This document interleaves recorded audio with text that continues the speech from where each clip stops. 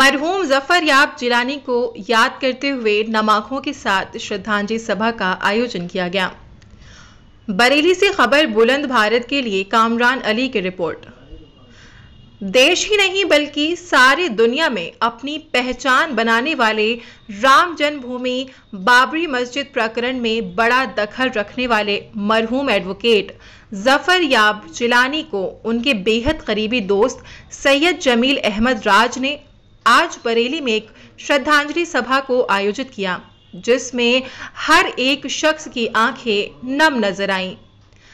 दरअसल उत्तर प्रदेश के जनपद बरेली से मरहूम एडवोकेट जफर याब जिलानी का गहरा नाता रहा, क्योंकि मरहूम एडवोकेट जफर याब जिलानी को बरेली से बहुत प्यार मिलता था, जिसको आज सैयद जमील अहमद राज ने श्रद्धांजलि सभा को आयोजित कर दिखा दिया है। श्रद्धांजलि सभा के मुख्य अतिथि मरहूम एडवोकेट जफर याब जिलानी के सुपुत्र एडवोकेट नजम जफर जिलानी रहे। वहीं सपा नेता महेश यादव, जो कि मरहूम जफर याब जिलानी के करीबियों में माने जाते हैं, भी लखनऊ से श्रद्धांजलि सभा में शामिल होने के लिए आए। सपा नेता महेश यादव ने मरहूम जफर याब जिलानी की जिंदगी पर रोशनी डालते हुए कहा कि मरहूम जफर याब जिलानी ने लंबे समय तक राम जन्मभूमि बाबरी मस्जिद के प्रकरण में वकालत की जरूर, मगर कभी भी हिंदू समुदाय के प्रति कोई विवादित टिप्पणी नहीं की और बहुत ही हिंदू समुदाय का सम्मान करते थे।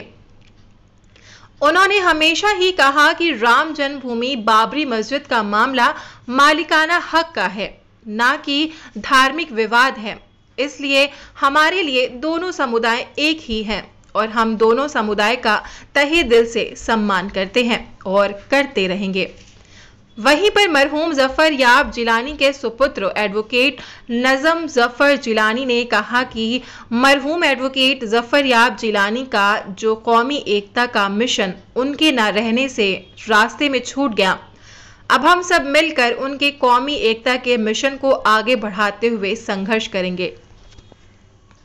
वहीं श्रद्धांजलि सभा को संबोधित करते हुए सबका हक ऑर्गेनाइजेशन की अध्यक्ष राफिया शबनम ने नमाखों के साथ मरहूम जफर याब जिलानी को याद करते हुए कहा कि मरहूम जफर याब जिलानी हम सब के लिए एक कुदरत का वो भेजा हुआ तोहफा थे।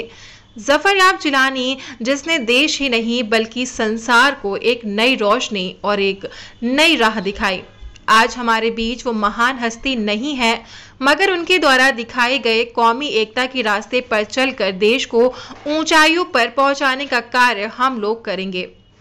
वहीं श्रद्धांजलि सभा को आयोजित करने वाले सैयद जमील अहमद राज ने बड़े गमजदा माहौल में मरहूम जफर याब जिलानी की जिंदगी पर रोशनी डालते हुए कहा, जफर याब जिलानी साहब की याद में बरेली के रोटरी भवन में एक श्रद्धांजलि सभा का आयोजन किया है, जिसमें जिलानी साहब के सुपुत्र जनाब नजम जिलानी साहब मुख्य अतिथि के तौर पर रहे और लखनऊ से आए वरिष्ठ समाज सेवी वरिष्ठ समाजवादी नेता जनाब महेश यादव जी विशिष्ट अतिथि के तौर पर रहे। तमाम कार्यक्रम में जफर याब जिलानी साहब की याद में उनकी जिंदगी पर तमाम वक्ताओं ने, तमाम आए हुए मेहमानों ने प्रकाश डाला और आने वाले टाइम में जफर याब जिलानी साहब के विचारधारा को आगे बढ़ाने का संकल्प लिया। हमने जो महसूस किया बहुत अच्छा लगा कि हमारे अब्बा मरहूम जफर याब जिलानी साहब की ताज़ी जलसा उसमें था और उसमें जो प्यार मोहब्बत मेरे वालिद साहब को मिला पहले और उनके इंतकाल बाद जो आज पहला जलसा था उसमें हमको भी बहुत सा प्यार मोहब्बत मिला, बरेली वालों ने दिया। और एक इससे ये मैसेज जाता है कि आज भी मेरे वालिद साहब को बहुत प्यार करते हैं बरेली लोग। क्या आप अपने वालिद साहब के मिशन को आगे बढ़ाएंगे? बिल्कुल, उसी सिलसिले में मैं यहाँ बरेली और आया हूँ और हर जगह जो हूँ दौरा कर रहा हूँ और उस मिशन को जो हमारे वालिद साहब ने छोड़ा बीच में कौम में मिल्लत के लिए, उसको हम आगे बढ़ा रहे हैं। बरेली वालों के लिए कोई खास संदेश देना चाहेंगे? बरेली वालों ये खास संदेश देना चाहते हैं कि जो प्यार मोहब्बत हमें वालिद साहब को दिया करते हैं। आज जिलानी साहब के बारे में बहुत कुछ जानकारी मिली और इस तरह के कार्यक्रम लगातार होने से जिलानी साहब का की शख्सियत जो है लोगों तक पहुंचेगी।